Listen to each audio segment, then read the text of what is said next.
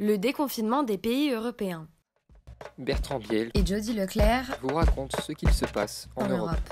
Depuis lundi 13 avril, les Français le savent, le 11 mai prochain, le déconfinement progressif aura lieu.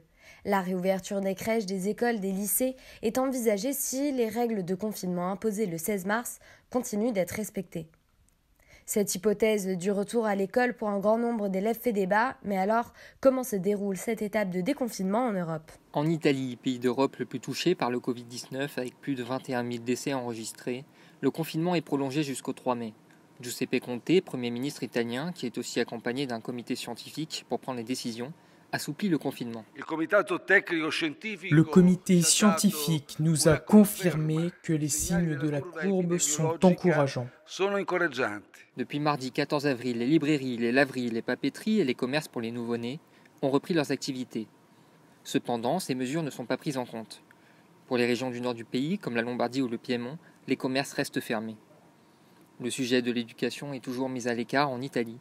Aucune décision n'a été évoquée pour l'instant. L'Espagne, qui après 2 semaines d'hibernation économique, soit l'arrêt de tous les secteurs non essentiels, a repris le lundi 13 avril. Ces secteurs concernent l'industrie et la construction, domaine dans lequel le télétravail est impossible. Dans le 3e pays le plus touché du monde par le Covid-19, le gouvernement relance ses activités tout en essayant de préserver ses citoyens. Lundi 13 avril, 10 millions de masques sont donnés par la police et des volontaires à la sortie des métros et des gares. Même si certains secteurs ont recommencé à travailler, Pedro Sánchez, président d'Espagne, a annoncé que le confinement durera jusqu'au 9 mai. L'état d'alarme continue, donc le confinement général continue. Nous sommes impatients de retrouver nos amis, nos proches, mais le désir est encore plus grand de gagner cette guerre pour éviter une rechute et de mettre en péril tout ce que nous avons accompli ensemble durant ces 4 semaines. Début avril, en Autriche, le chancelier Sebastian Kurz annonçait le déconfinement progressif. Les enseignes de bricolage, matériaux de construction et de jardinerie ont réouvert leurs portes. Cette mesure concerne uniquement les 14 000 commerces qui ne dépassent pas les 400 mètres carrés de superficie. Le gouvernement autrichien définit cette étape comme la première pour un retour à la vie normale. Aujourd'hui, faire le premier pas vers la normalité avec l'ouverture des petits magasins. Port du masque obligatoire, limitation des clients dans les magasins. Le gouvernement autrichien surveille l'évolution de l'épidémie et prévoit une réouverture des écoles en mai. Mais il y a un pays qui a franchi le cap et qui a décidé de se concentrer sur l'éducation.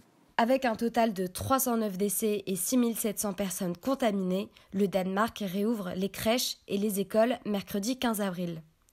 La première ministre Mette Frederiksen avait pris la décision le 6 avril dernier. Seulement 35% des établissements de Copenhague sont autorisés à accueillir les élèves, mais ce retour en classe oblige le respect des gestes barrières. Dans chaque classe, la distance des bureaux est de 2 mètres et le gel hydroalcoolique est obligatoire. Concernant les lycéens, c'est seulement le 10 mai qu'ils retourneront dans leurs établissements. Le déconfinement débute de différentes façons dans les pays européens. Toutes ces décisions politiques interpellent l'Organisation mondiale qui rappelle que l'Europe reste dans l'œil du cyclone et qu'il ne faut pas baisser la garde.